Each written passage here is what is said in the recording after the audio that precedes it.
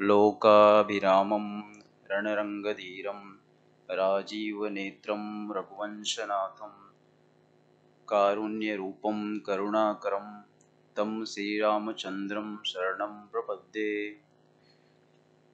वैदिक विज्ञान केंद्र काशी हिंदू विश्वविद्यालय वाराणसी द्वारा राष्ट्रीय गणित दिवस के उपलक्ष्य पर समायोजित वैदिक गणित प्रतियोगिता में समागत अतिथियों का इस सभागार में उपस्थित समस्त सुधीजनों का मैं हार्दिक स्वागत करता हूं, अभिनंदन करता हूं।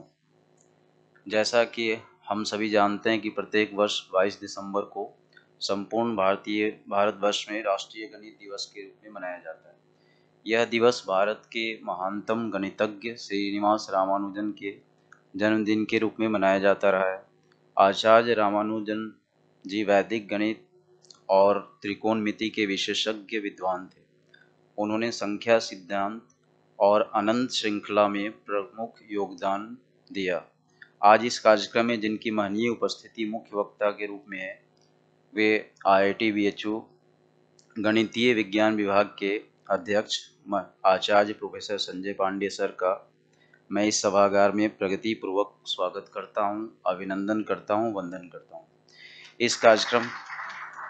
इस कार्यक्रम की अध्यक्षता कर रहे वैदिक विज्ञान केंद्र के समन्वयक एवं वेद विद्या के विश्व विश्रुत विद्वान आचार्य उपेंद्र कुमार त्रिपाठी सर को प्रणाम करते हुए इस सभागार में स्वागत करता हूं, अभिनंदन करता हूं।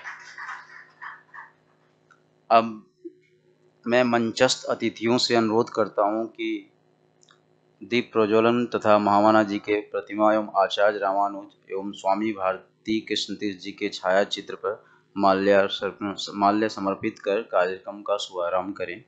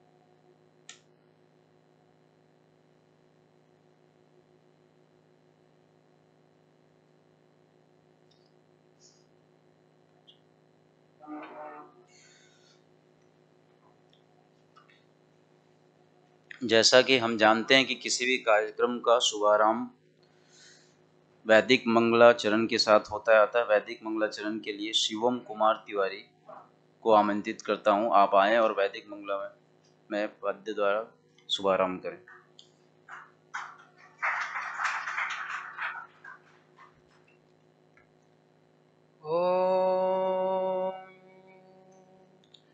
यश्छन्दसामृषभो विश्वरूपः छन्दोभ्योऽध्यमृतात् सम्बभूव समेन्द्रो मेधया स्पृणोतु अमृतस्य देवधारणो भूयासं शरीरं मे विचर्षणम् जिह्वा मे मधुमत्तमा कर्णाभ्यां भूरिविश्रुवम् ब्रह्मणः कोशोऽसि मेधया पिहितः श्रुतं मे गोपाय ॐ शान्ति शान्ति शान्तिः।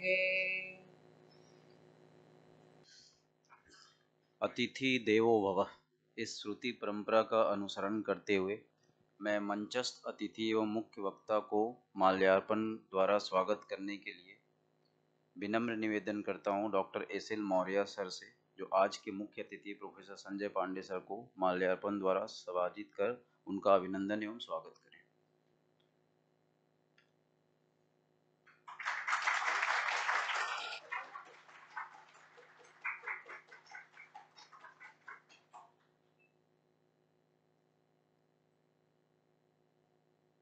इसके अनंतर इस कार्यक्रम की अध्यक्षता कर रहे प्रोफेसर उपेंद्र त्रिपाठी सर जी का माल्यार्पण द्वारा स्वागत के लिए वैदिक विज्ञान केंद्र के अतिथि प्राध्यापक डॉक्टर विकास खत्री सर को आमंत्रित करता हूं कि आदरणीय त्रिपाठी सर का माल्यार्पण द्वारा सम्मानित कर उनका अभिनंदन एवं स्वागत करें।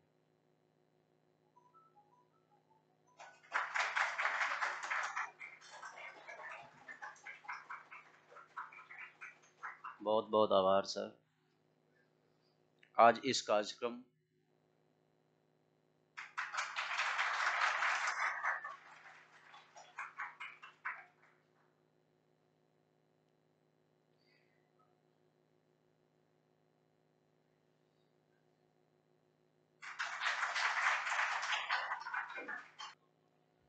स्वागत उद्बोधन के लिए डॉक्टर एस.एल. मौर्य सर से मैं निवेदन करता हूं कि आप आएं और स्वागत उद्बोधन से हम लोगों को अनुगीत करें।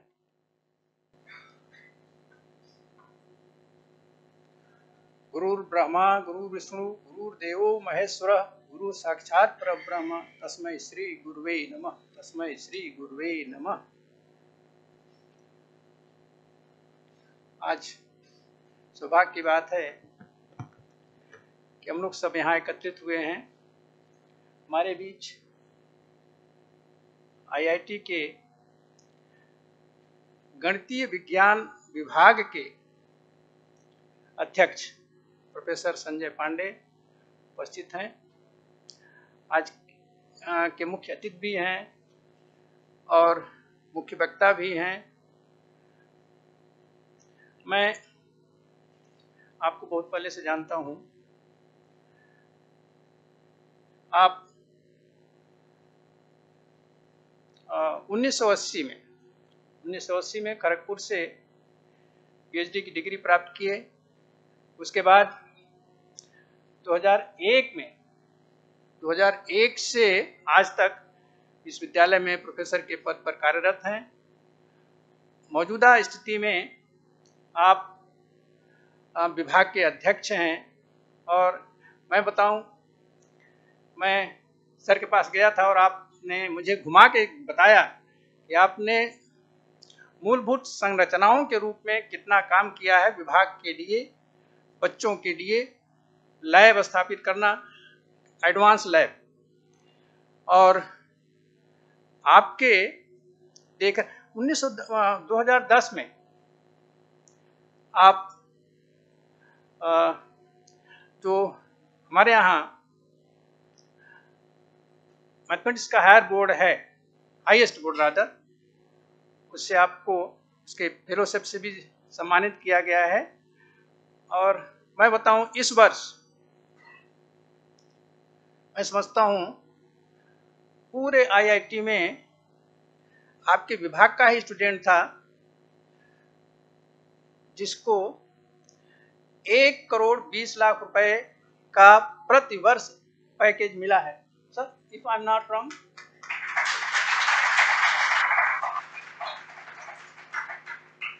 आप समझ सकते हैं आप लोगों का प्रयास कितना उत्कृष्ट है कि आज की डेट में आपके स्टूडेंट को 10 लाख रुपए प्रति माह की सैलरी पर उसका अपॉइंटमेंट हो रहा है। और मैं बताऊं, यही नहीं, एक जो कंप्यूटर की लहर चली थी, उस लहर में आज के डेट में जो स्टैटिस्टिकल डेटा है उसका बहुत अधिक महत्व है। और बहुत अधिक महत्व का मतलब कि वो बहुत अधिक उसकी उपयोगिता है, एप्लीकेबिलिटी है। और संयोग से मेरा ग्रैंडसन भी है, तो सर वो भी आपके फील्ड की ओर ही इंक्लाइंड है और देर सवेर आपकी शरण में आ सकता है। तो ये सौभाग्य की बात है कि आज ऐसी प्रतिभा वाले व्यक्ति हम लोगों के बीच में हैं। सर, आपका स्वागत है, अभिनंदन है, वंदन है इस केंद्र की तरफ से, हम सभी लोगों की तरफ से। और जहाँ तक समन्वयक महोदय का प्रश्न है, आप सभी उनके बारे में जानते हैं।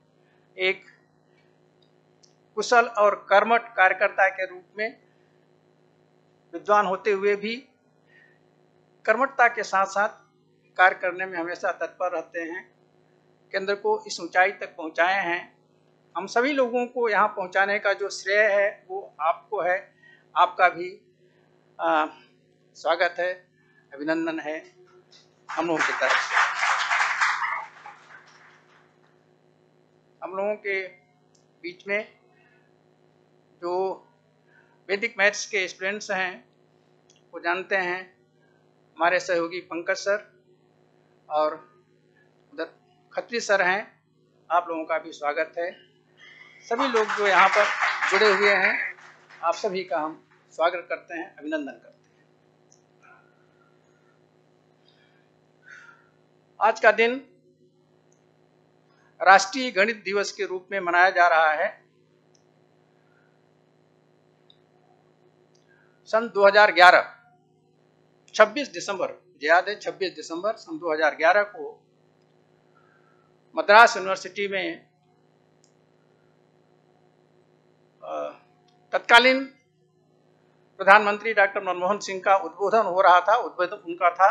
और उसमें उन्होंने अनाउंस किया था कि 2012 सन 2012 जो कि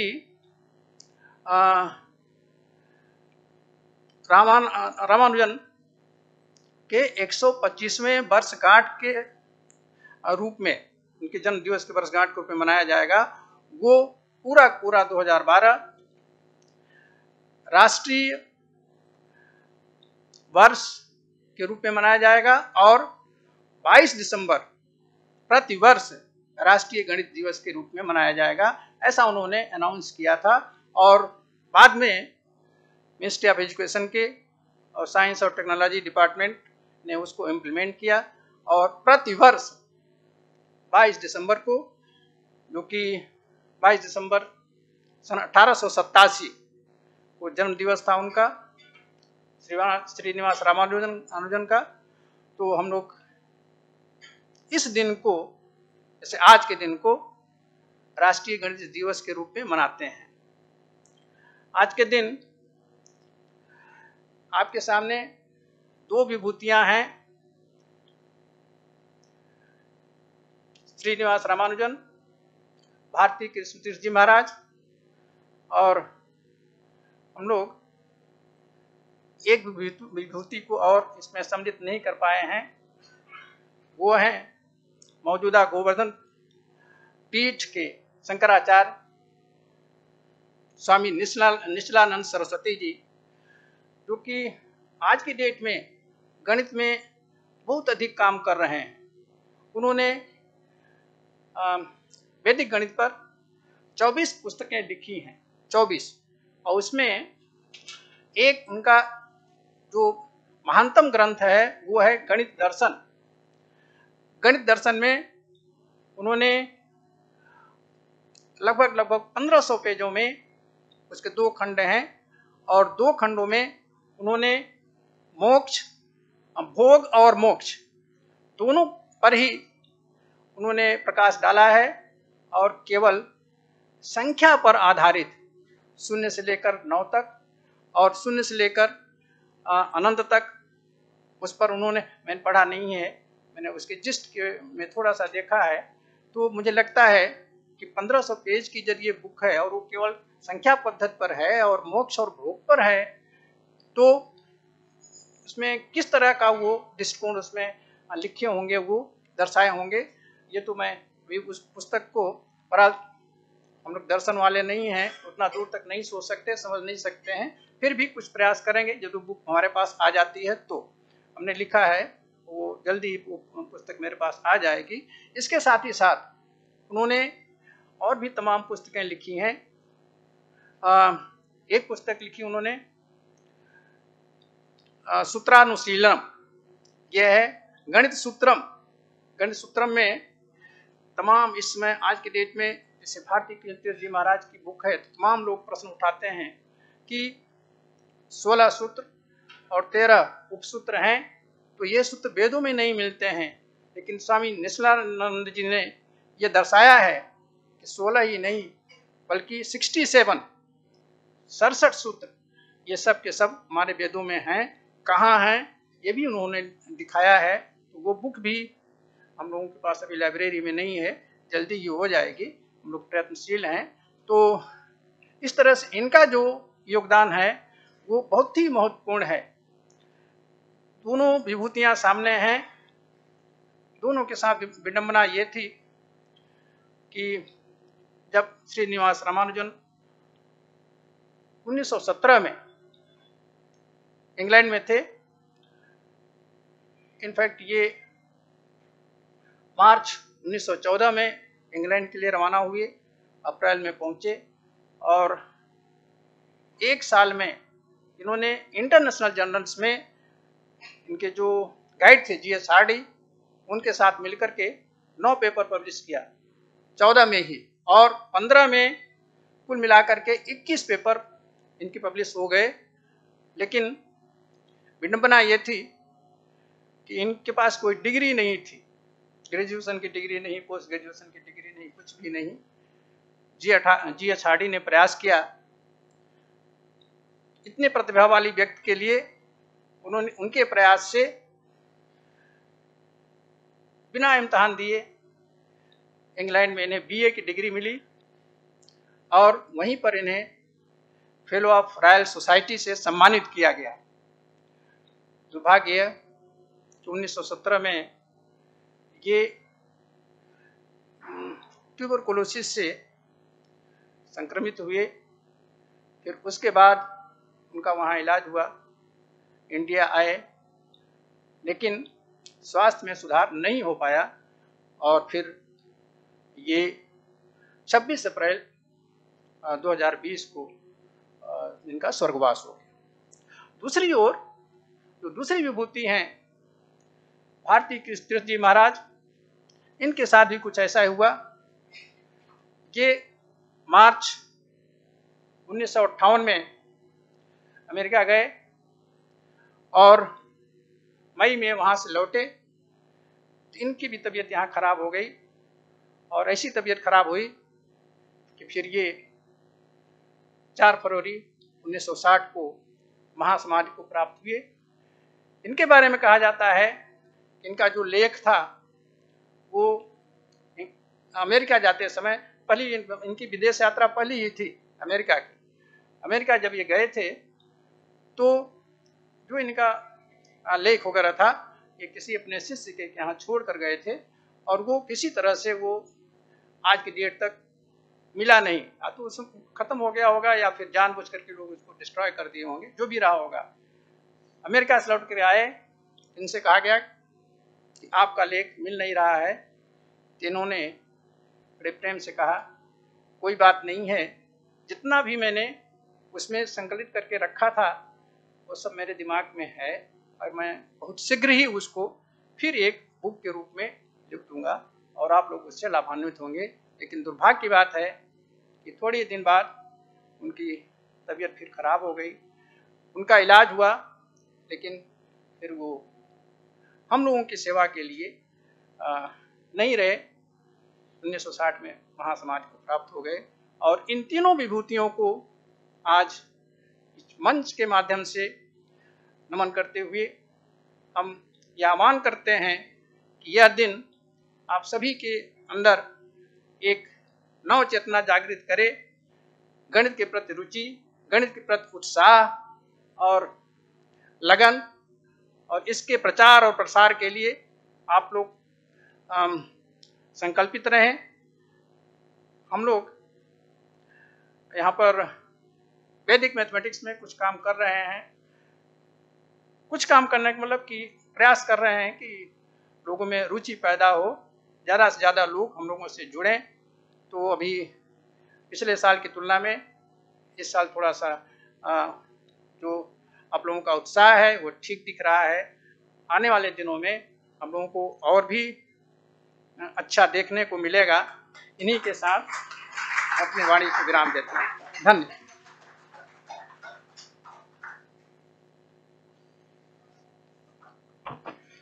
बहुत बहुत आभार सर। अब मैं कार्यक्रम को गति देते हुए आज इस कार्यक्रम के मुख्य वक्ता प्रोफेसर संजय पांडे सर जी से सादर आमंत्रित करता हूं कि आप अपने आशीर्वचनों से उपकृत करें। श्री संजय पांडे सर।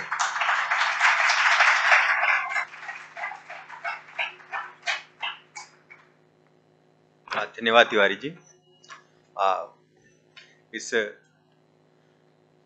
संस्थान के समन्वयक प्रोफेसर आचार्य उपेंद्र कुमार त्रिपाठी जी, आचार्य मौर्य जी, आचार्य खत्री जी, और भी जो भी आचार्य हैं, जो छात्र हैं यहाँ के, और क्या नाम है, संध्या और संध्या और साधना संध्या में ही होती है, इसीलिए मुझे याद करने में थोड़ी सुविधा हुई। हाँ, आप लोगों ने मुझे याद किया, यह मेरे लिए पहली गौरव की बात है, और हम सबों के लिए, समस्त भारतवासियों के लिए गौरव की बात है कि आज जन्मदिन है उस व्यक्ति का जिसने गणित में अप्रतिम योगदान किया। आप नहीं कह सकते कि हमारे महानतम गणितज्ञ थे, क्योंकि गणित की विधा में, गणित के क्षेत्र में हमारे राष्ट्र ने बहुत बड़े बड़े गणितज्ञ दिए हैं। हाँ, मगर उन्हीं की श्रेणी के, उन्हीं के समकक्ष हमारे आचार्य रामानुजन भी थे। उसके बगल में ही एक और तस्वीर रखी गई है स्वामी भारती कृष्ण तीर्थ जी की। शायद भूल गए होते हम लोग कि वैदिक गणित भी कोई विधा है अपने आप में। अगर उन्होंने वे सूत्र हमारे समक्ष उपस्थित नहीं किए होते। चर्चा चली कि 16 नहीं 67 हैं। देखिए, 16 या 67 नहीं है, सूत्र बहुत हैं, और उन सूत्र को वहीं पर छोड़ देना पाप कृत्य है। उन सबों के लिए जो गणित से कोई ना कोई संबंध है अपना बताते हैं, अरे उन सूत्रों की संख्या और बढ़ाइए। और आज कंप्यूटेशन या संगणन के युग में, जिसको एल्गोरिथम कहते हैं, वहां पर आपके इन सूत्रों की महती आवश्यकता है। आपको पता ही नहीं कि आप क्या हैं, आप क्या कर सकते हैं। अगर कहा जाए कि 1 से 10 तक का योग कितना होगा, आप जोड़ के बता सकते हैं। 55 कोई बता सकता है। अब 1 से 69 तक का बताया जा सकता है। 1 से 3,72,288 का योग बताइए। सुनने वाला कहेगा पागल हो गया वो, कोई काम धंधा नहीं है। देखिए, हम उसे बता सकते हैं क्योंकि हमारे पास सूत्र पता है। तो हमारे लिए दृष्टि से अधिक, अभी दृष्टि दोष मुझे भी हो गया था, अभी मैंने अपने कैटरेक्ट का ऑपरेशन कराया। तो दृष्टि में दोष हो सकता है, मगर यह दोष हमारे दृष्टिकोण में नहीं होना चाहिए। तो मैं यहाँ पर गणित या दृष्टि नहीं बल्कि दृष्टिकोण की चर्चा करूंगा। एक छोटा सा प्रश्न उठाता हूं, दृष्टिकोण की बात इसलिए यहाँ गणित जानने वाले लोग हैं। एक टकसाल में क्या होता है? टकसाल में सिक्के छापे जाते हैं, सिक्के ढाले जाते हैं, छपाई नोटों की होती है। अच्छा, अब टकसाल से किस शब्द से तो हमें अर्थ स्पष्ट नहीं होता है, वहां सिक्के ढाले जा रहे हैं या नोट छापे जा रहे हैं। हाँ ठीक है, लेकिन हम ऐसी चर्चा करेंगे जहां पर सिक्के ढाले जाते हैं। मान लीजिए कि ऐसी जगह पर ऐसी 10 मशीनें हैं जो 10-10 ग्राम के सिक्के निकाल रही हैं, 10-10 ग्राम के सिक्के निकाल रही हैं। एक मशीन खराब हो गई। क्यों खराब हो गई? भाई खराब कुछ भी हो सकता है, मशीन खराब हो गई है और वहां से 8-8 ग्राम के सिक्के निकल रहे हैं, तो जाहिर है कि उनको हम जो है सही नहीं मानेंगे, निकाल के बाहर करना पड़ेगा। तो वह तो वैधानिक कार्य हुआ, लेकिन हम गणित की बात करते हैं। यहाँ पर आपको कहा जा रहा है कि देखिए कौन सी मशीन खराब है। सिक्कों का जो आकार है वो एक ही जैसा है और 8 और 10 ग्राम में अंदाज कर पाना भी थोड़ा मुश्किल हो सकता है। शायद आप कर लें, लेकिन तौल लें तो पता चल जाएगा। या ठीक है, आप तौल लीजिए, लेकिन आपको मौका दिया जाएगा एक बार। आप बताइए कैसे बताएंगे कौन सी मशीन खराब है? मान लीजिए किसी मशीन का आपने सिक्का उठाया और तौला 8 ग्राम का ही निकला तो बात बन गई, और नहीं तो आपका चांस गया। तो आप क्या करेंगे? हार मान लेंगे? नहीं। हाँ, आगे क्या करेंगे? अगर मान लीजिए आपने 1-1 ग्राम, 1-1 सिक्का सबका उठाया, तौला, तो कैसे पता चलेगा कि कौन सी मशीन खराब है? यह मैंने रास्ता सुझाया है। अब आगे बताइए आप क्या करेंगे?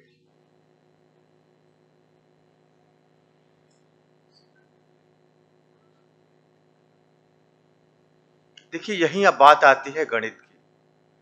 जोड़ना घटाना तो सब लोग जानते हैं और आप समझते कह सकते हैं कि हर मनुष्य जानता है, जो पढ़ा लिखा हो या ना हो। जी नहीं, पशु भी जानता है जोड़ना घटाना, पंछी भी जानते हैं। अगर वो नहीं जानते तो उतना सुंदर नीड़ नहीं बना पाते। अगर समय का अंदाजा अगर पशुओं को नहीं होता तो चरती हुई गायें और भैंसें विशिष्ट समय पर अपने घर वापस नहीं आ जाती। वे जीव जंतु बोलते नहीं हैं, हमारी तरह वाचाल बहुत ज्यादा हैं, बहुत अधिक हैं। उन्हें भी, उनके पास से मस्तिष्क है, उनकी भी समझ है, उनकी भी अपनी भाषा है, उन्हें भी गणना आती है। आप बताइए, यह गणना पशु पक्षी नहीं करते। यहां से शुरुआत होती है एल्गोरिदम की, कि नहीं, हमारे पास जो सीमित साधन संसाधन और सीमित मस्तिष्क है, उसी समय काम चलाना है। अब मैं आपको कहता हूं कि एक सिक्का पहली मशीन से उठाइए, 2 सिक्का दूसरी मशीन से और 10 सिक्के निकालिए 10वीं मशीन से।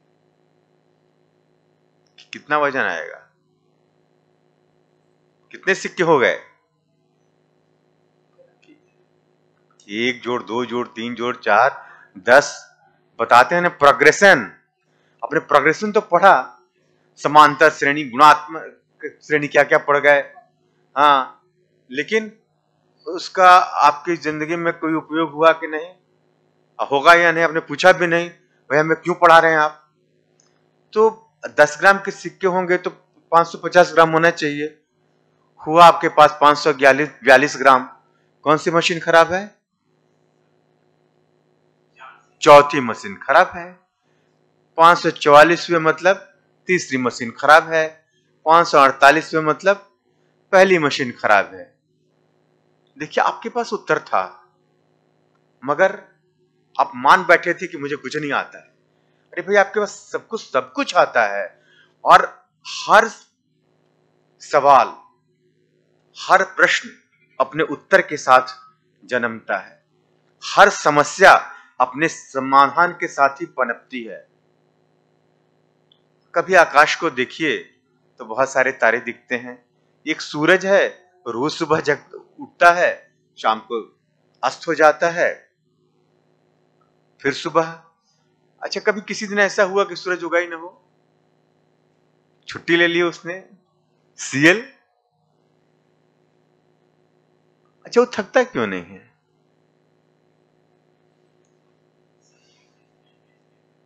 अरे वही एक है जिसको आप अपनी परिभाषा में कर रहे हैं, वो हमेशा जागृत अवस्था में है और रोज घूमता है, हर क्षण घूमता है, कभी वह ब्रेक नहीं लेता आपकी तरह। आप ब्रेक लेते हैं, इसी से आप सजीव हो गए। तो एक संचालित कैसे है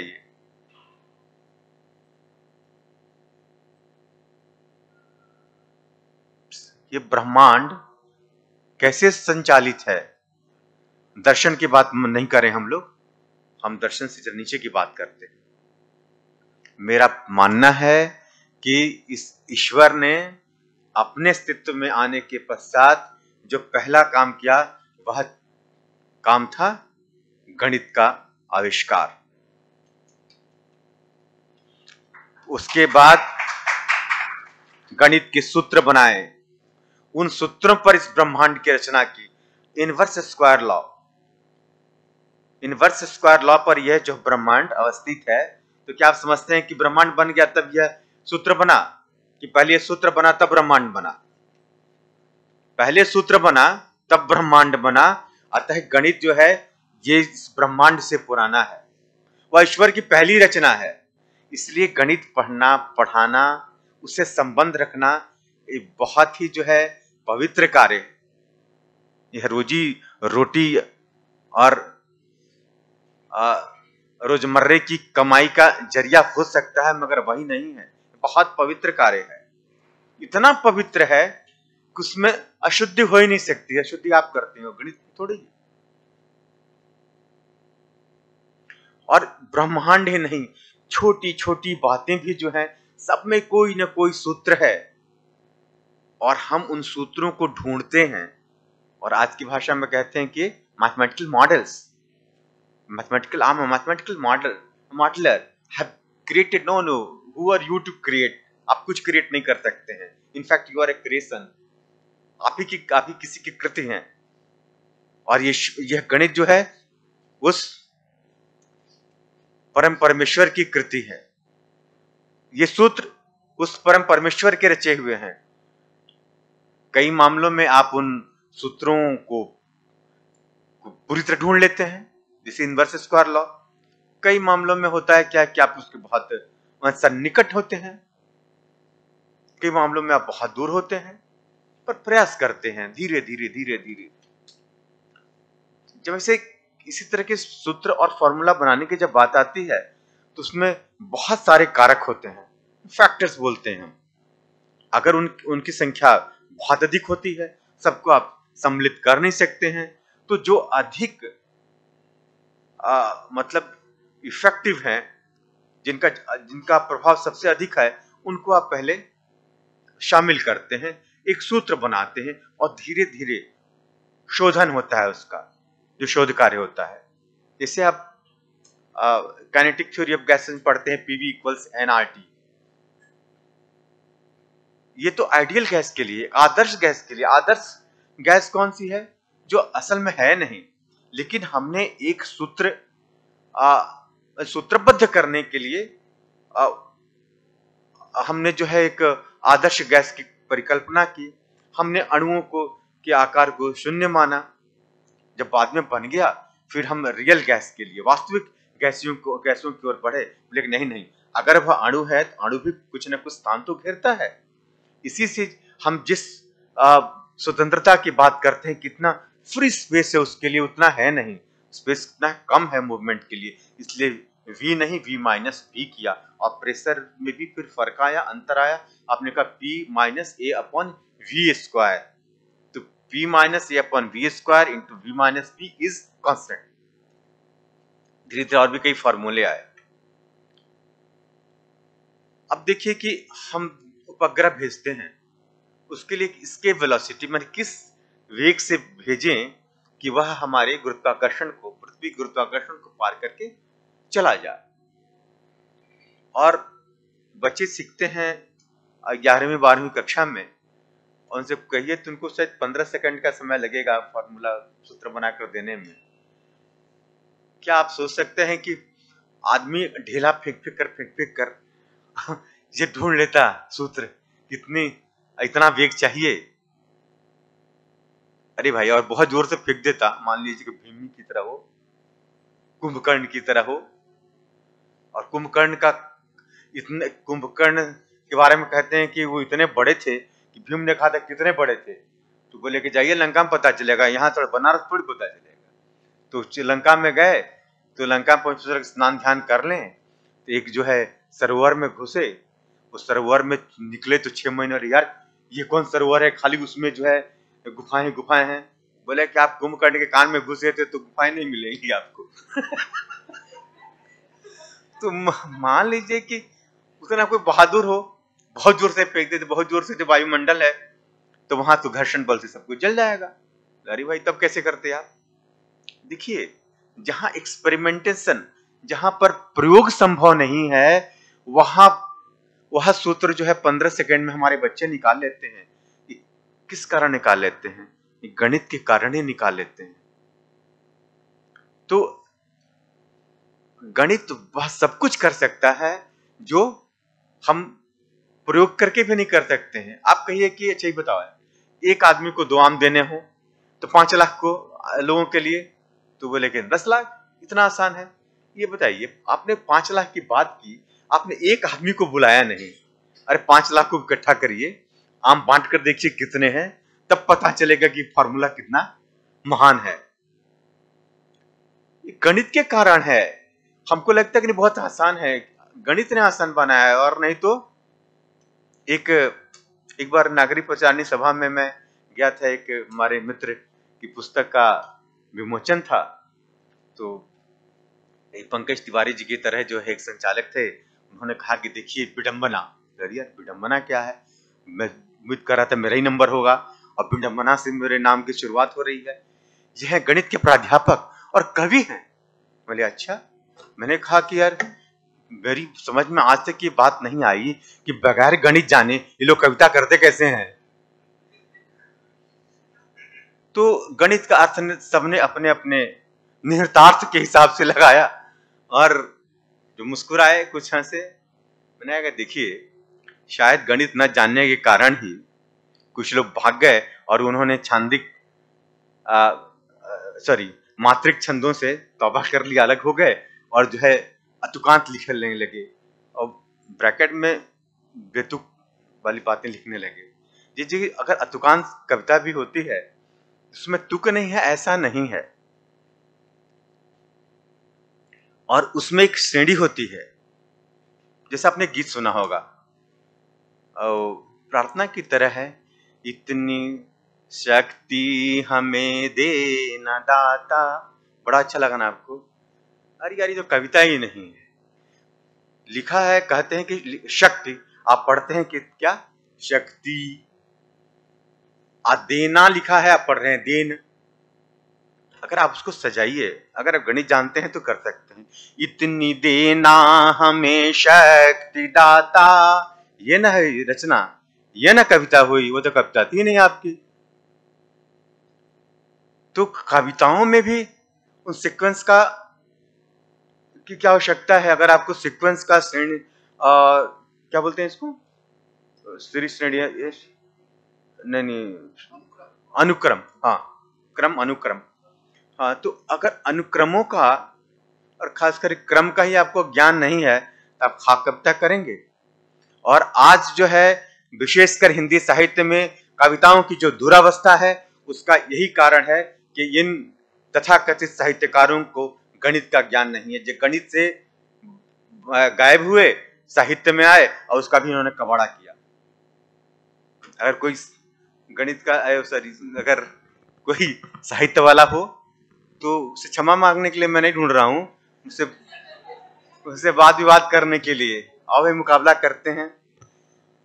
देखिए, अतुकांत कविताओं की बात करते हैं तो जरा मैं बोल रहा हूं, है ना, माना, अतुकांत है ना, माना एक शब्द, एक पंक्ति में एक शब्द, माना तेरे उन शब्दों ने मन मेरा भी बांध रखा है, जिस पर तुम रखकर सिर रोई, सुना अब तक कांध रखा है। अब बताइए, कविता तुकांत है कि तुकांत है? अरे लिखा है उस तरह, लेकिन उसके जब तक वह क्रम अनुक्रम सुगठित नहीं होगा तब तक कविता बनेगी कैसे? कविता बनेगी नहीं तो भाव उत्पन्न कैसे होंगे? चलिए इसको पूरा कर लेते हैं।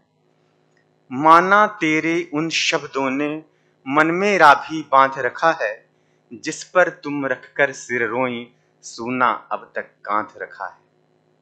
हम तो चुप थे नियत के आगे, क्या कर लेते क्या धर लेते, तुम जो सुनकर चौंक पड़ी, वह निश्चित अंतर नाद रहा है। अब ये कहते हैं अतुकांत कविता है। तुकांत की बात करते हैं तो कुछ दिन पहले मुझे एक दूसरे रूप में बुलाया गया था। ऐसा नहीं कि मैं बहुरूपिया हूं, मगर जो है त्रिपाठी जी ने उस दिन मुझे गणित के मुख्य कवि के रूप में बुलाया था। तो वहां कश्मीरी लोग थे तो मैंने कश्मीर पर कविता की। पंकज तिवारी जी भी थे, मुस्कुरा इसलिए रहे हैं कि उनको घटना याद आ गई। मैं संगीत नहीं जानता, मैंने उस दिन भी बताया था। और जो है जब हम लोग उतर रहे थे पहलगाम से तो उन झरनों के संगीत को पकड़ने की कोशिश की मेरे कानों ने। जो पकड़ में आया उस पर कविता रची। कविता मतलब फिर शब्दों का क्रम होना, सही होना बहुत आवश्यक है। अगर आप क्रम बिगाड़ देंगे, जब व्युत्क्रम हो जाएंगे तो कविता नहीं होगी। अब जो व्यक्ति संगीत नहीं जानता है और वह लिख रहा है, लोग कहते हैं गढ़ी जानता है, ये कविता में दखलंदाजी कर रहा है। अब आप बताइए कि मैं दखलंदाजी कर रहा हूं कि मैं कविता करने का अधिकार पा सकता हूं? मेघ कलश से झर झर सिर पर ढरता जिसके चीर, त्रयंबक यह श्यामल कश्मीर, त्रयंबक यह श्यामल कश्मीर। जपता मन में हर हर हर हर महादेव गंभीर, त्रयंबक यह श्यामल कश्मीर, त्रयंबक यह श्यामल कश्मीर। ऊंचे लंबे श्याम हरित द्रुम हैं छूते आकाश, गहरी घाटी झांक आंक कर थम जाता है श्वास। संग चले छल छल रुन झुन जो पायल की झनकार, आतुर सरित सृजन को देते झीलों को आकार। अमल धवल फेन लहिम शीतल निर्झरनी के नीर, त्रयंबक यह श्यामल कश्मीर, त्रयंबक यह श्यामल कश्मीर।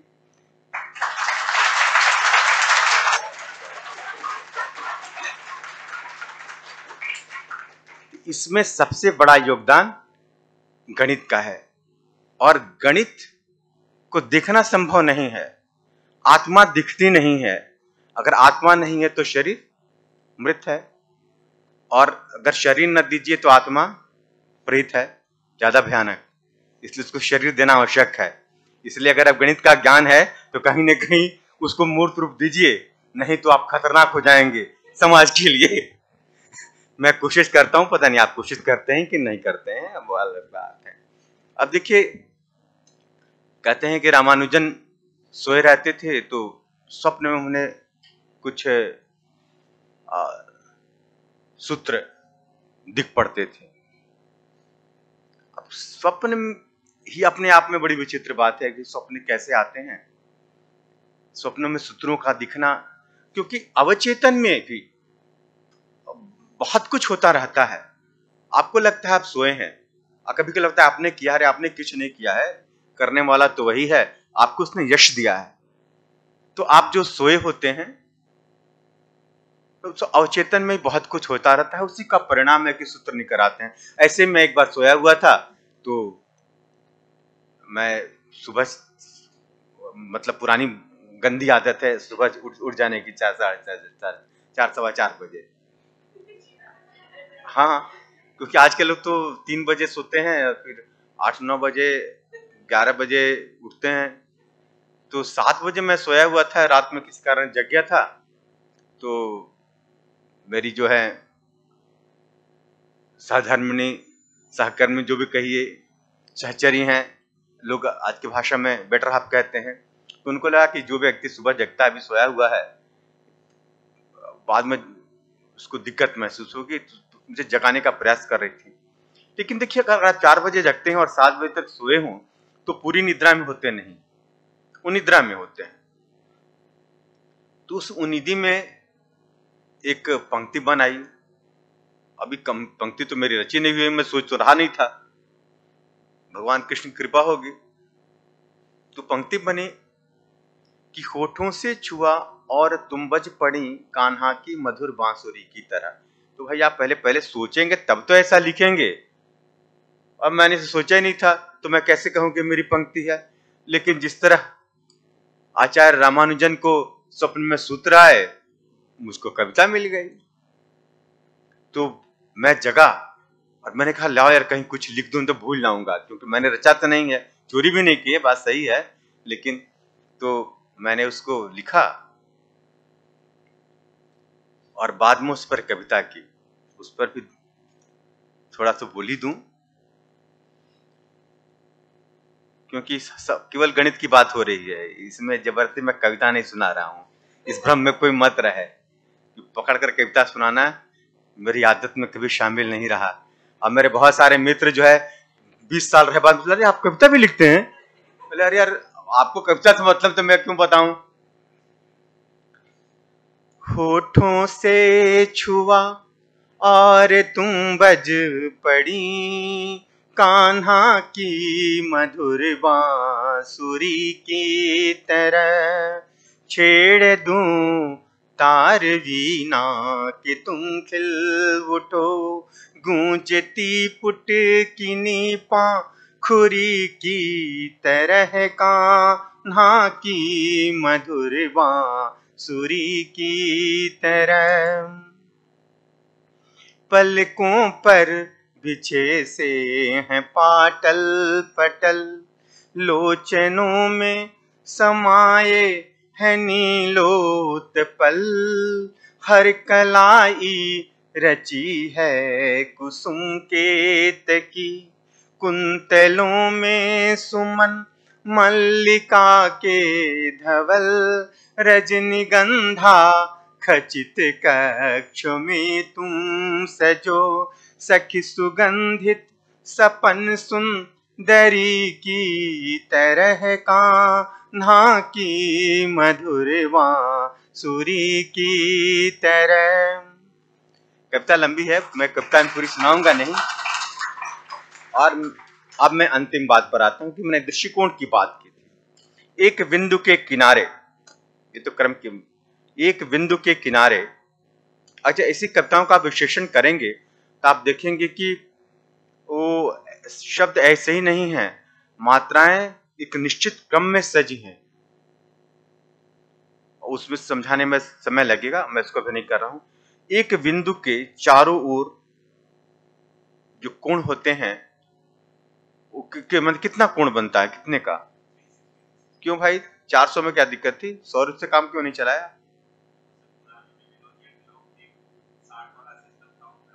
अरे बेबीलोनिया, एक ऑस्ट्रेलियन प्रोफेसर ने कहा कि मैं अरब में जाकर, मैंने कहा किसी we the human kind is grateful to the Arabians because they discovered this numeral system 1 2 3।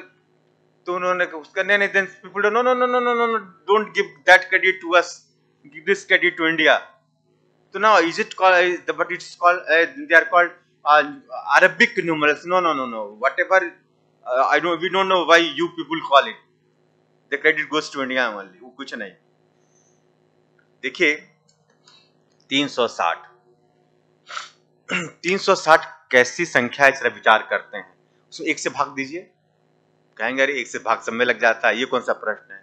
हाँ, ये बात तो सही है। 2 से भाग दीजिए, लगा पूरा। 3 से, 4 से, 5 से, 6 से, 7 से, 7 से नहीं लगा, ठीक है। 8 से नहीं लगेगा, अरे 8 चौके 32, 8 पर 40 है, 9 से 10 से 360, हंसी मजाक है। 360 हंसी मजाक है, ऐसे चुन लिया। 400 100, 400 में गुण है कि 100 में गुण है? अरे आप कहेंगे अच्छा ठीक है, बहुत गुणी संख्या है, आप इतना भाग क्यों देना चाहते हैं उसको, उसके पीछे क्यों पड़े हैं? कभी 2 हिस्से में बांटेंगे, 3 हिस्से में बांटेंगे। हाँ हाँ, यही कारण है। देखिए, हम जो कुछ भी करते हैं वह प्रकृति से सीख के ही करते हैं। तो प्रकृति में 360 कहां से मिल गया भाई?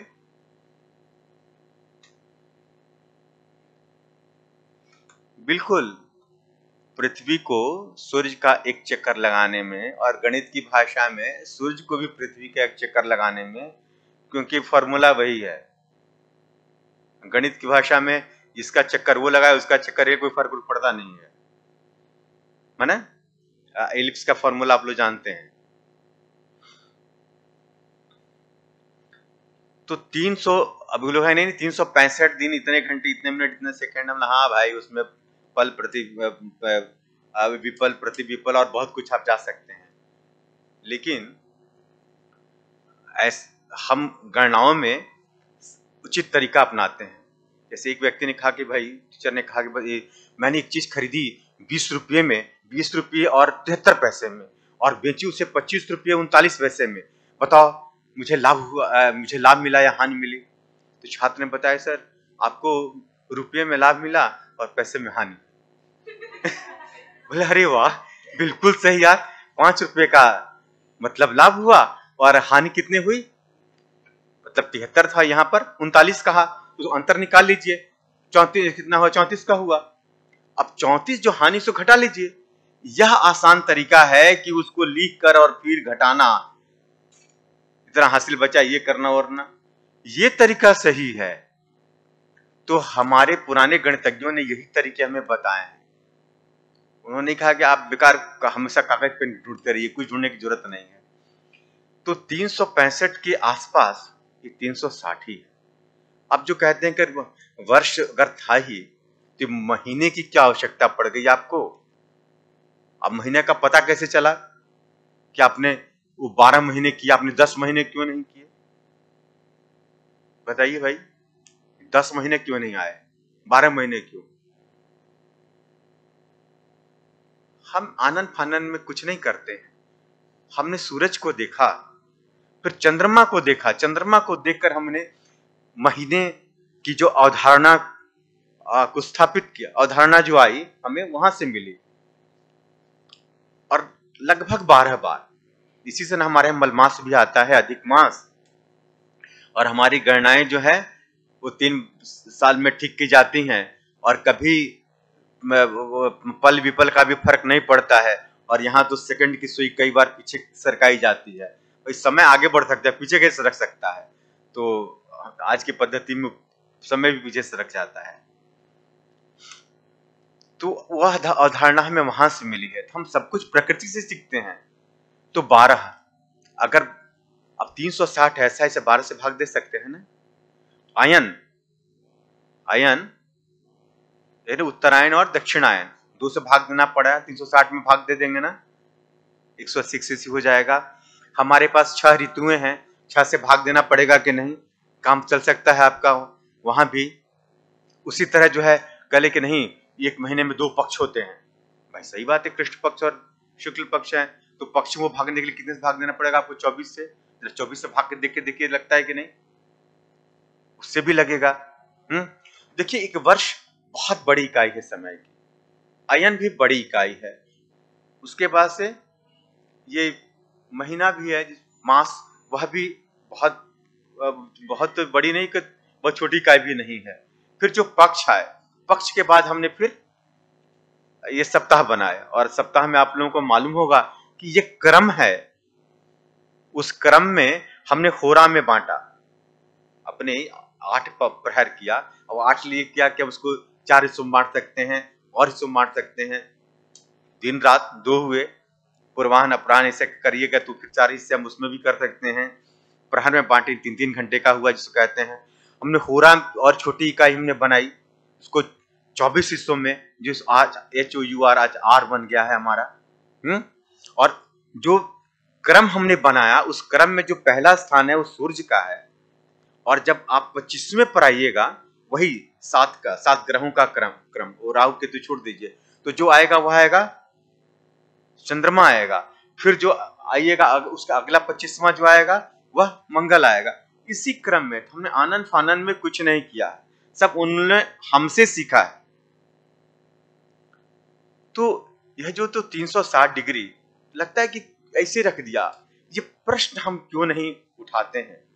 इन प्रश्नों का न उठाना हमारी मार्ग क्षमता को कुंठित करता है, हमारे विवेक को पर प्रश्न उठाता है कि हम जो कुछ भी पढ़ते हैं, सीखते हैं, बिना प्रश्न किए कैसे रह जाते हैं। इसी से मैंने शुरू में ही दृष्टिकोण की बात की। तो मैं आपको दृष्टि नहीं, मैं आपके साथ दृष्टिकोण की चर्चा करने आया था कि प्रकृति में जो कुछ है हम उसी से सीखते हैं। ऐसी आप कोई कल्पना नहीं कर सकते हैं जो प्रकृति में नहीं है। ऐसे आप रंग की कल्पना नहीं कर सकते हैं, ऐसे किसी चित्र की कल्पना नहीं कर सकते हैं, ऐसी किसी मूर्ति की कल्पना नहीं कर सकते, आप ऐसे किसी जीव की कल्पना नहीं कर सकते हैं जो ईश्वर ने इस ब्रह्मांड में बनाकर नहीं रखा है, क्योंकि हमारी कल्पना भी उन्हीं के द्वारा निर्मित है। इसीलिए हमारी कल्पना में वही कुछ आ सकता है जो इस ब्रह्मांड में पहले से अवस्थित है, स्थित है। क्रम, बातचीत का क्रम अनंत काल तक चल सकता है। इसी से इसको ये मानकर कि अब समय खत्म हुआ और मुझे आप लोगों से अनुमति लेनी चाहिए। आप लोगों से बात करने में मुझे बहुत मजा आया।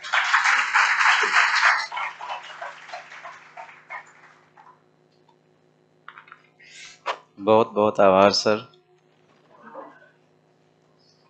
मैं इस कार्यक्रम की गति को प्रदान करते हुए इसके उपरांत वाचिंग स्वागत इस कार्यक्रम के अध्यक्ष प्रोफेसर उपेंद्र कुमार त्रिपाठी जी को सादर आमंत्रित करते आप आए और अपने आवाक पुष्प द्वारा हम सभी को आशीर्वाचन से अनुग्रहित करें।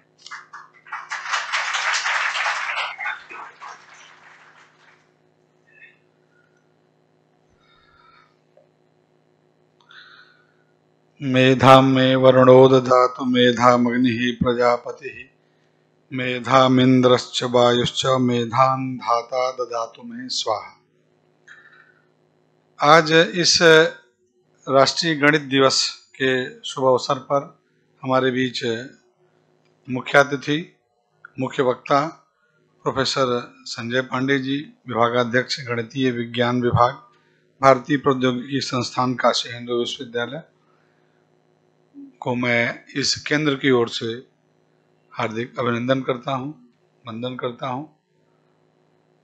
और आप मुख्य वक्ता भी रहे, आपने जो बातें कही उससे अब कुछ शेष नहीं है, लेकिन यह है कि जो प्रकृति में है वह प्रकृति को समझने का जो ज्ञान है वह विज्ञान कहलाता है प्रत्यक्ष दृष्टि से।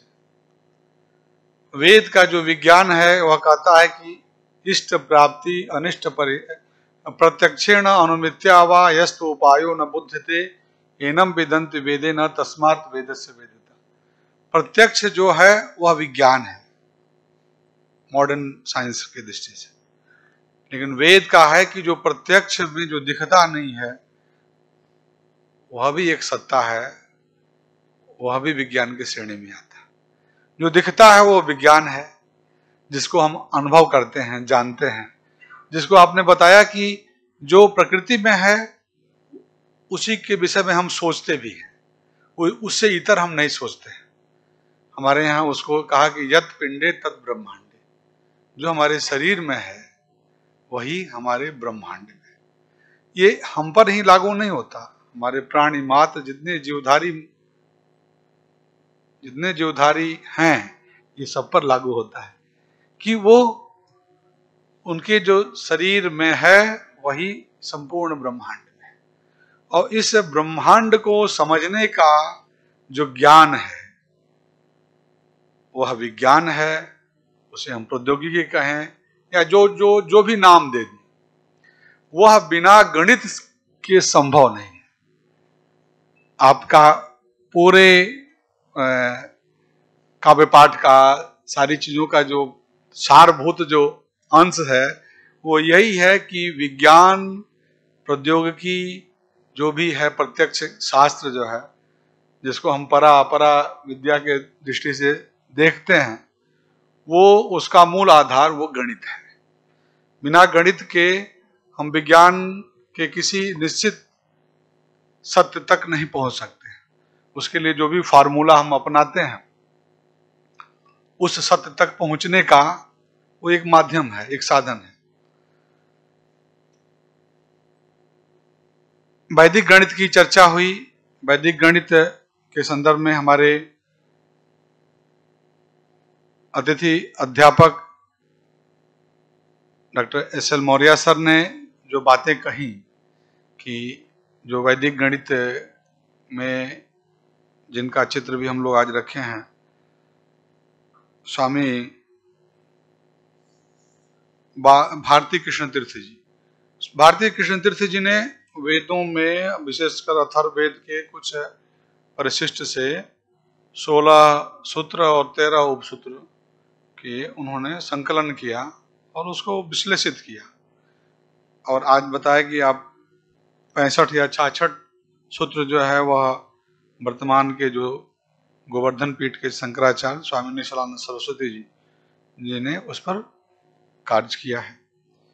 तो ये सारी जो फार्मूला है, जितने भी गणितीय जो व्यवस्थाएं हैं, ये वेदों में, संहिता भाग में, ब्राह्मण भाग में, आरण्यक भाग में, उपनिषद भाग में, इनके स्वरूप यत्र तत्र सब मिलते हैं। और आज गणित दिवस में हम जिस महापुरुष को विशेष रूप से स्मरण करते हैं, वे श्रीनिवास रामानुजन जी, जिन्होंने इतने कम वय में, कितनी कम अवस्था में वो कर दिखाया जो असाधारण है, सामान्य नहीं है। कितने प्रतिकूल परिस्थितियां भी उनके साथ थी, लेकिन ये भी ईश्वर की कृपा थी, उनको माध्यम बनाया और वो उस तक पहुंचे। और आज हम भारत सरकार के द्वारा गणित दिवस, उनके जन्मदिन पर हम गणित दिवस के रूप में हम मनाने जा रहे हैं या मना रहे हैं। आचार्य पांडे जी ने जो बताया कि, और ऐसा है कि आचार्य पांडे जी जिस ढंग से, जिस गणित के उन फार्मूलों को, उन सिद्धांतों को इतनी सहजता से कविता के साथ जोड़ दिया। हमारे यहाँ कहा गया है कि जहां न पहुंचे रवि वहां पहुंचे कवि, क्योंकि कवि जो स्वतंत्र है, क्योंकि उसकी मन मस्तिष्क जो है वो इतना है कि सूर्य भी वहां तक नहीं पहुंच सकता है। और सबसे तेज गति वाला जो है वो क्या है? वो मन ही है। मन एवं मनुष्याणाम कारणम बंध मोक्ष। तो उस मन में भी उस गति का या सारे सत्य के गणनाओं का आधार वह हमारे आज के मुख्य वक्ता संजय पांडे जी ने जिस ढंग से हम सबको बताने को बताया, वह हम सब आपके हम इस केंद्र की ओर से आपका हम बारंबार धन्यवाद करते हैं। और हमारे इस जो वैदिक गणित जो पाठ्यक्रम हमारे यहाँ शुरू हुआ, इस वर्ष आप हमारे विशिष्ट रूप से हमारे अतिथि अध्यापक के रूप में भी आपने अपनी सहमति दी है। बीच बीच में आप लोगों के लिए, अभी हमारे मौर्य सर कह रहे थे कि हम छात्रों के लिए आपसे समय हम बीच बीच में लेंगे, क्योंकि आपकी बहुत व्यस्तता है। तो हम सभी को, और विशेषकर आपकी कक्षाओं में आप सबको आपका मार्गदर्शन हमें इस केंद्र की ओर से प्राप्त होता रहेगा। मैं आपसे अनुरोध करता हूं कि आपका ऐसे ही बीच बीच में, आज तो गणित दिवस के रूप में है, लेकिन बीच बीच में जब भी समय मिले तो हम इन हमारे जो भी अध्येता हैं उनको आप समय दें। अभी जितने हमारे कोर्स चल रहे हैं, देखिए वैदिक, सबसे पहले हम वैदिक साइंस के विषय में, इसके अंदर की परिकल्पना जैसे बनी तो बातें तो बड़ी बड़ी होती हैं, लेकिन उसको इम्प्लीमेंट करना, उसको मूर्त रूप देना थोड़ा कठिन होता है। लेकिन यह है कि हम जब चलते हैं तभी रास्ते भी बनते हैं। हम केवल चले ही नहीं, केवल सोचते रहें तभी भी किसी क्रियात्मक पक्ष में हम नहीं पहुंच सकते। तो वैदिक विज्ञान के क्रम में जब सबसे पहले हमने सर्टिफिकेट कोर्स शुरू किया तो उसमें हुआ कि ये कौन पढ़ाएंगे, उसका पाठ्यक्रम कैसे बने। विज्ञान का बहुत व्यापक स्वरूप है, वेदों में यह तत्व है, उसको इकट्ठा करना, फिर +2 तक के बच्चे हैं उनके स्तर तक उन बातों को समझाना। तो पहले लगा कैसे होगा, फिर धीरे धीरे धीरे धीरे रिसर्च स्कॉलरों को इकट्ठा किया, कुछ पाठ्यक्रम डेवलप हुआ, कुछ टीचर्स निकले, कुछ साइंस वाले मिले, कुछ वेद वाले मिले, कुछ इधर उधर, धीरे धीरे धीरे धीरे धीरे सर्टिफिकेट एक डिप्लोमा के रूप में निकला। बाद में मैथमेटिक्स का जो पाठ्यक्रम चल रहा है, हमें बाहर से भी फीडबैक मिल रहा है और आप लोगों से भी कि बहुत अच्छी गति है, और उसमें हम विशेष रूप से मौर्य सर का, विशेष रूप से सभी का उसमें योगदान है। मैं मौर्य सर का हम विशेष धन्यवाद देते हैं। आप मूलतः जो है मॉडर्न साइंस के आप अध्येता हैं, लेकिन मैंने इनसे निवेदन किया, मैं भी इनका स्टूडेंट हूँ, आप CHS में वहाँ अध्यापक रहे और ऐसा क्रम रहा कि मुझे भी प्रारंभिक क्रम में कक्षा 6, 7, 8, 9, 10 तक का सामान्य रूप से गणित, अंग्रेजी इत्यादि आपसे ही पढ़ने का अवसर मिला। तो मैंने आपसे निवेदन किया, आप रिटायर्ड हो गए हैं, आप जरा इसमें वो करें। कहें कि हमारा तो इस फील्ड ही नहीं है। हम कहें फील्ड बन जाएगा, आप इसमें एक दृष्टि तो दीजिए। फिर धीरे धीरे धीरे धीरे आपकी इसमें विशेष रुचि, बाद में फिर हम पंकज जी को पकड़े, आप भी कहीं से मिल गए। इसी क्रम में खत्री जी भी, आप भी IIT से आप भाई PhD किए हैं और इन विषयों में, तो ये अच्छा है, एक क्रम है। और आप तीन का अब हमारे बीच में पांडे जी भी हैं, पांडे जी का भी सहयोग मिल रहा है। तो ऐसे ही धीरे धीरे धीरे धीरे करके, और आने वाले समय में जो आपका कोर्स चल रहा है उसका एक पाठ्यक्रम भी मौर्य सर तैयार कर रहे हैं। तो हमको लगता है कि आने वाले 6 महीने में लगभग एक पाठ्यक्रम के रूप में एक पुस्तक जो है वो वैदिक गणित के अध्येताओं के लिए प्राप्त हो जाएगा। तो आज के दिन जो गणित दिवस है, गणित दिवस यह है कि बिना गणित का संसार चल ही नहीं सकता। हमारा जीवन भी जो चलता है वो भी गणित से, काल है, गति है, उसमें भी गति है। उस गति का परिणाम कैसे मिलेगा? गणित से होगा। हम सामान्य रूप से, हम भारतीय जीवन क्रम में हम रिचुअल्स करते हैं, पूजा पाठ करते हैं, उसमें भी संकल्प करते हैं। कल हम एक व्याख्यान में मैंने इसकी चर्चा की कि उसमें भी कैलकुलेशन है। हम कहते हैं अष्टाविंशत्य में कलयुगे कलि प्रथम चरण, या यह कलयुग का 28वां कलयुग चल रहा है। 28 कलयुग, तो 4 युग जो हमारे यहाँ परिकल्पना है, 4 युग का जो परिमाप है वो 42 लाख 20,000 संभवतः वर्ष है, चारों युग का जो काल। उसमें अगर 28 से आप गुणा करेंगे तो आएगा 12 करोड़ 96 लाख। तो हमारा जो सृष्टि की जो उत्पत्ति जो है वैदिक साइंस के दृष्टि से अगर देखें, उसमें भी और सूक्ष्म में जाएंगे तो और भी कुछ पक्ष आ जाएंगे। लेकिन साधारण तौर पर जैसे आप संकल्प करते हैं तो अष्टाविंशतितमे युगे कलियुगे कलि प्रथम चरणे, ये भी देखिए सारा गणित है। तो 12 करोड़ 96 लाख सृष्टि का उद्भव काल हमारा वैदिक साइंस करता है सामान्य।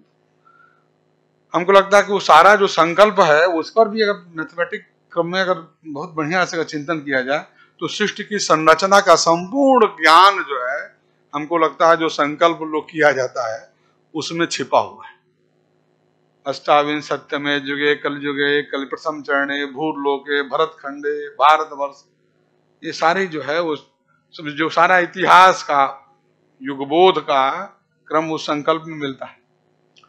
तो कहने का भाव है कि गणित जो है जो हमारी चिंतन, हमारी दृष्टि, जैसे ना दृष्टिकोण, हमारा दृष्टिकोण कैसा है। जैसे मान लीजिए कि यह केंद्र ही स्थापित हो गया, ये भी एक दृष्टिकोण है, क्योंकि मालवीय जी की संकल्पना थी प्रतीचि और प्राची।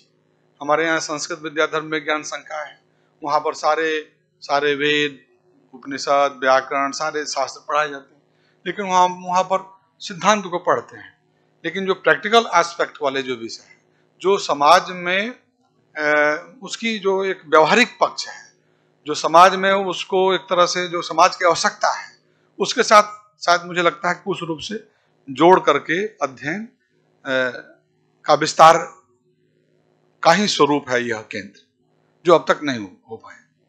लेकिन ये भी एक दृष्टिकोण होगा, उसी दृष्टिकोण के रूप में यह सेंटर अभी अपने शिशु अवस्था में है, लेकिन धीरे धीरे आप लोगों के सहयोग से, आप सबके सहयोग से यह अपने मूल धारा को पहुंचेगा।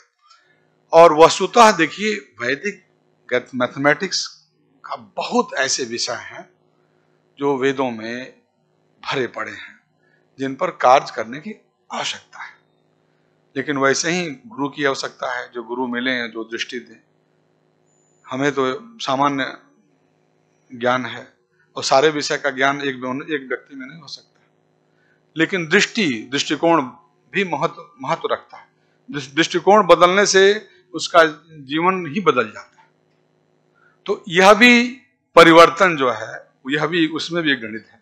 ये भी एक फिलोसफिकल ढंग से, जिस ढंग से पांडे सर ने जो एक गणित दर्शन की भी बात की, कि गणित में जो तमें अनेक प्रकार के जो विधा है, अंक गणित है, बीज गणित है, उसके अंदर भी अनेक प्रकार के भी विषय हैं, उनमें और उसका एक दार्शनिक जो विषय है, उसका उपस्थापन प्रोफेसर पांडे जी ने किया। मैं शायद ज्यादा बोल दिया अब समय भी कम है, मैं अपनी यही वाणी को विराम देता हूं। आप सबका सहयोग इसी प्रकार से, आप नित्य कक्षा में नियमित रूप से उपस्थित होइए और पढ़िए, कुछ आगे हो। मेरा यह चिंतन है कि आने वाले समय में ये वैदिक मैथमेटिक्स एक डिपार्टमेंट के रूप में एक स्वरूप भी लेगा, तो आप सबका सहयोग होगा। आप ही इसमें अध्येता बनेंगे, आप ही इसमें अध्यापक बन सकते हैं, और आगे भी इस रूप, सिर्फ यही केंद्र ही नहीं बनेगा, ये केंद्र के साथ साथ पूरे भारतवर्ष में एक IKS सेंटर जो स्थापित हुआ है AICTE में, इंडियन नॉलेज सिस्टम, उसका भी फाउंडर जो संकल्पना इसी सेंटर से गए, जो वहां पर स्थापित हुआ है। तो कहने का तात्पर्य है कि हम गणित की जो विद्या है, गणित जो शास्त्र है, उसमें मन से अध्ययन करें, और मुझे लगता है सही दिशा में अगर हम लोग चल रहे हैं, मंजिल तक पहुंचेंगे।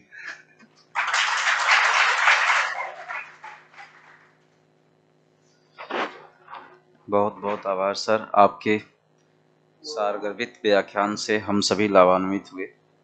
आपके इस प्रेरणास्पद व्याख्यान से विद्यार्थियों का तथा हम सबका मार्ग अवश्य प्रशस्त होगा, ऐसा हमें विश्वास है। पुनः आपको प्रणाम करते हुए आपके प्रति आभार प्रकट करते हैं।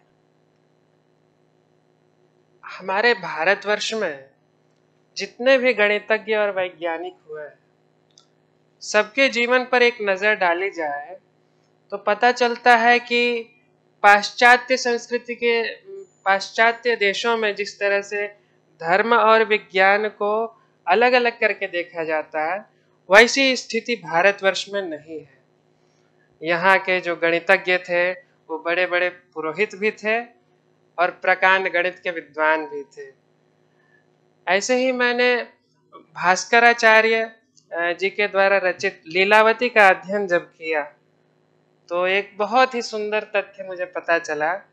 गणित में एक फैक्टोरियल करके एक कॉन्सेप्ट है, जिसमें यदि मान लीजिए कोई नंबर है तो उस नंबर और उसके डिसेंडिंग जितने भी नंबर्स हैं उन सब का मल्टीप्लिकेशन होता जाता है।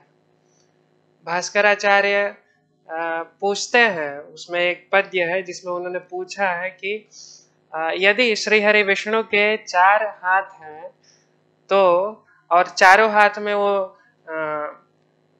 शंख चक्र गदा पद्म लेते हैं तो चारों चीजों को किन किन तरह से एडजस्ट कर सकते हैं। तो 4 जो अंक है उसका फैक्टोरियल क्या होगा? 4 इंटू 3 इंटू 2 इंटू 1 24। 24 अवतारों की भी अवधारणा यहीं से निकलती है। अपने हाथ में उन 4 वस्तुओं को उन्होंने किस तरह से समाहित किया, इसी से ये 24 अवतारों की अवधारणा निकलती है। और अपने वक्तव्य को समाप्त करने से पहले मैं आप सभी के प्रति धन्यवाद ज्ञापित करना चाहूँगा और गुरुवर के प्रति भी धन्यवाद ज्ञापित करना चाहूँगा जिन्होंने इतनी उत्तम परंपरा स्थापित की जिसके कारण प्राचीनता और आधुनिकता का अध्ययन हम एक साथ कर पाए। धन्यवाद। बहुत बहुत धन्यवाद शिवम।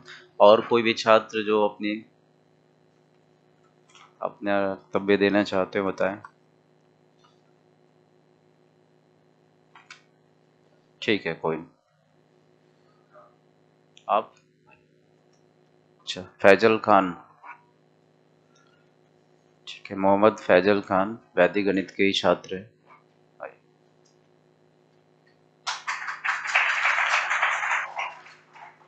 सबसे पहले मैं धन्यवाद कहना चाहूँगा मंच पे उपस्थित हमारे professor sir, Maurya sir, Pankaj sir, सबका बहुत बहुत धन्यवाद देना चाहूँगा कि मुझे यहाँ पे मौका दिया गया बोलने का। हालांकि मैं मैथमेटिक्स से मास्टर्स किया हूँ, मैंने मॉडर्न मैथमेटिक्स का स्टडी किया है। तो अचानक से जब मैं नेट की तैयारी कर रहा था उस वक्त हमारे समक्ष कुछ बातें आई कि हमको एक मौका है BHU से वैदिक मैथमेटिक्स में स्टडी करने का। तो उसी वक्त मैंने इसका फॉर्म अप्लाई किया था। और हालांकि क्योंकि जो मॉडर्न मैथमेटिक्स है उस पर पूरी की पूरी जो कॉन्सेप्ट हो जाती है बहुत ज़्यादा अब्स्ट्रैक्ट हो जाती है, तो वो एक ऑर्डिनरी स्टूडेंट के लिए समझ पाना बड़ा ही डिफ़िकल्ट हो जाता है। और जब हमने यहाँ पे BHU में वैदिक मैथमेटिक्स में जब हमने अपना पाठ्यक्रम शुरू किया और पढ़ना शुरू किया तो पहले ही क्लास से हमको बताया गया, मौर्य सर ने और पंकज सर ने हमको ये ओरिएंटेशन क्लास जब चल रहा था तो उन्होंने बच्चों को इतना ज़्यादा उत्साह भरा बच्चों के अंदर, और उन्होंने इसका एक स्कोप बताया कि इसमें आप क्या क्या कर सकते हैं। और सर ने जिस तरीके से मार्गदर्शन हम लोग कर रहे हैं उसके लिए बहुत बहुत धन्यवाद करना चाहूँगा। मौर्य सर हम लोग के लिए बहुत ज़्यादा मेहनत करके आते हैं, हमारे sir Pankaj sir, Khatri sir इतने दूर से आते हैं हम लोग को पढ़ाने के लिए। इसके लिए मैं पूरी कक्षा से की तरफ से धन्यवाद कहना चाहूँगा कि आप लोग हमारे लिए इतना मेहनत कर रहे हैं। और मैं अपने सभी सहपाठियों से भी अनुरोध करना चाहूँगा कि जिस तरीके से हमारे गुरुजन हमारे लिए मेहनत कर रहे हैं, हम लोग का भी कर्तव्य बनता है कि हम लोग भी अपनी पूरी मेहनत से अपनी विवेक, अपने दिमाग का उपयोग करें।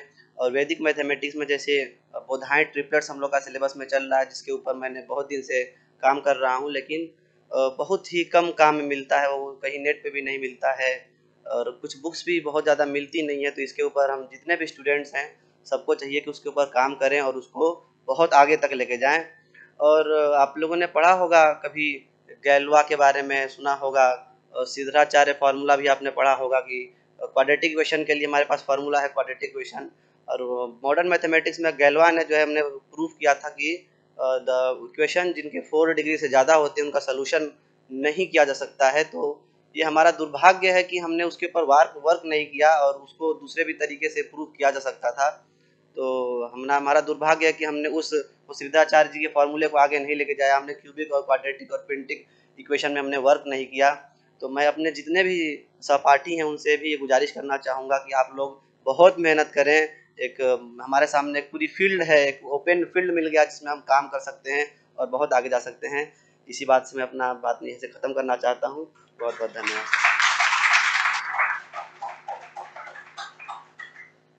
बहुत बहुत धन्यवाद फैजल खान। और कोई भी? ठीक है, अंत में औपचारिक धन्यवाद ज्ञापन के लिए मैं आमंत्रित करता हूं डॉक्टर विकास खत्री सर, अतिथि प्राध्यापक वैदिक विज्ञान केंद्र।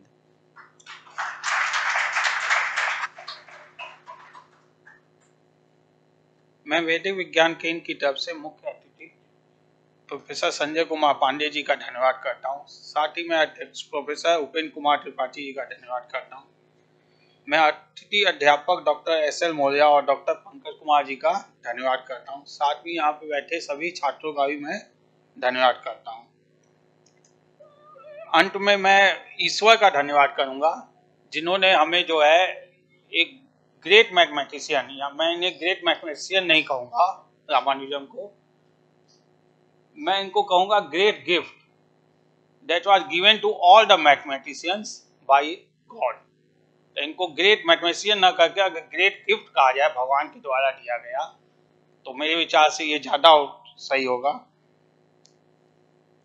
और मैं पांडे जी का अलग से धन्यवाद करूँगा ये बताने के लिए कि गणित जो है वो डरने की चीज़ नहीं है, बल्कि गणित जो एक सुंदर कविता है जो कि रची गई है ईश्वर के द्वारा, और जिसमें शब्द जो है हमारे नंबर्स हैं, और ज़्यादा नंबर भी नहीं है, बस 0 से 9 10 नंबर ही है तो नंबरों के द्वारा।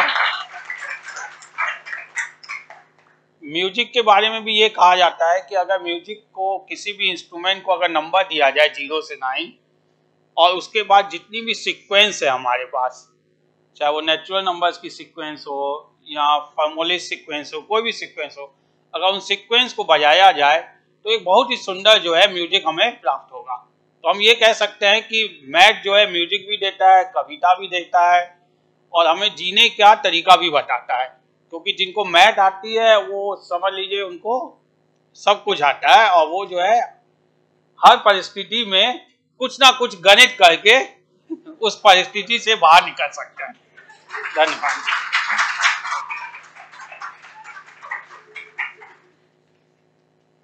आप सभी लोग एक ग्रुप फोटोग्राफी के लिए कृपया यहाँ पर आ जाएं स्टेज के पास।